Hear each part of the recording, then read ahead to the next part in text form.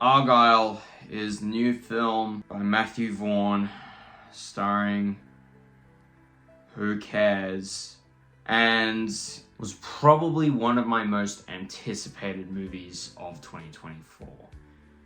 Especially considering how much I used to love Matthew Vaughn. Kingsman 2 was genuinely such a disappointing sequel. The plot conveniences in that movie were actually hysterical. It was basically something that I could come up with as an 8-year-old playing with my Lego. It's embarrassing. Matthew Vaughn comes back to direct another film that isn't a Kingsman movie. This movie is not meant to be related to the Kingsman IP. This isn't a film that is related to any franchise that Matthew Vaughn has created. I was excited for a new Matthew Vaughn film, a new vision, a new film that wasn't a part of a franchise. It was just an entirely original, different thing. And what this film proposed was that it was going to be some sort of comedy spy movie, where the title of the movie, Argylle, the character that holds this name, was a mystery that you find out when you watch the movie. When you hear about it, you realize, wow, that's actually a pretty smart marketing gimmick. But I think ultimately you realize that the marketing is probably the smartest part about this entire movie. So, for a movie like this, I think we should try and be as constructive as we can. The thing is with a movie like this, there are so many things I could pick apart. But let's try. Let us try and get into some positives.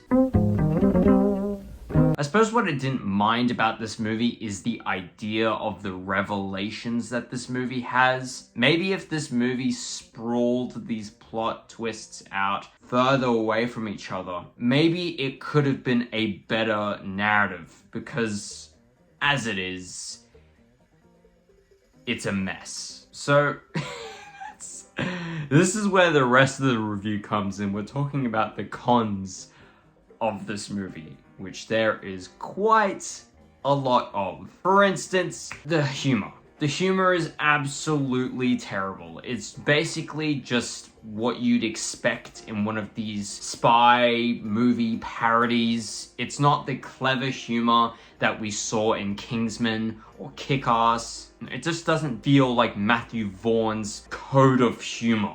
And the thing is that he's actually a really funny director. His movies are genuinely funny. Even Kingsman 2 was pretty funny at parts. And that's the thing, is his satire usually works.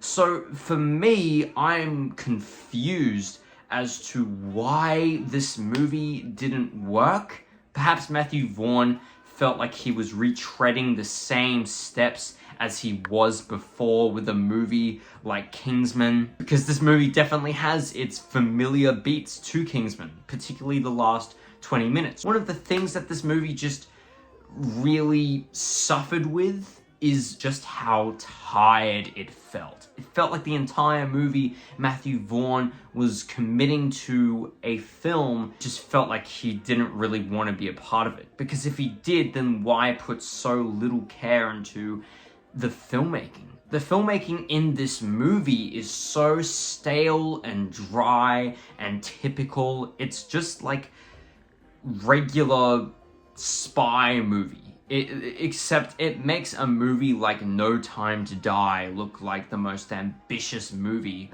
of its year. It's just so boring to look at. It is one of the most visually uninspiring movies to look at. And the biggest problem with that is that the cameras that they used actually had potential. Some of the sets in this movie were pretty gorgeous. There's a scene in Greece. They could have easily had that scene be a lot more colorful, a lot more saturated. You could have just given it a lot more visual depth. Regardless of whether you notice these things or not, it is such an important part of watching movies. Color correction. It's just a basic thing. And this movie, while I'm sure it has color correction, it doesn't look like it. it just looks like film grain. It looks like crap. So with this movie in particular, it looks incredibly boring. It's like the most gray movie I've ever seen. I don't really see where the visual investment is, because there's so many whip pans and crazy camera movements in this movie, but little to no color correction or anything to make the shots look at least decent or okay. There's no way I'm watching this movie and I'm actually invested in the story, because I don't like what I'm looking at. So why should I be invested in the story? The story is a mess, a catastrophic, embarrassing tonal mess of comedy, espionage. It's just poorly put together action sequences. None of these things feel very well put together. So I'm watching this movie and I'm just continuously wondering when the good action is going to happen. Because Matthew Vaughn is a really, really good action director.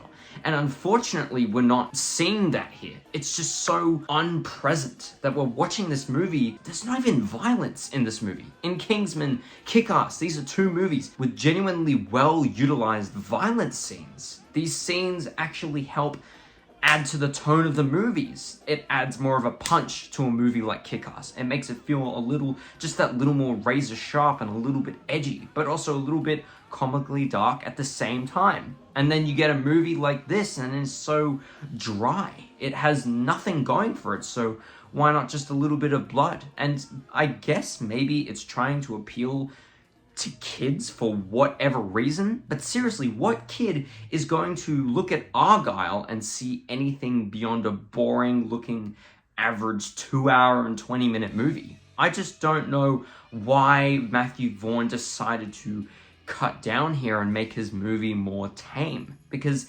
even despite this, the movie still has a threat of violence, which it should not have. The movie doesn't need that, because it doesn't have any violence. So with that, we just have scenes of characters teasing the idea of squashing someone's head in. And we know it's not going to happen because it's a PG-13 movie. So we know that his brains aren't going to go everywhere, and it just doesn't make any sense. So what's the point of having those jokes if the threat of violence is just non-existent? Stop trying to lead us on as the audience. It's just not gonna work. The comedy in this movie, pretty bad, but once again, the story of this movie is just the worst thing Matthew Vaughn has ever directed.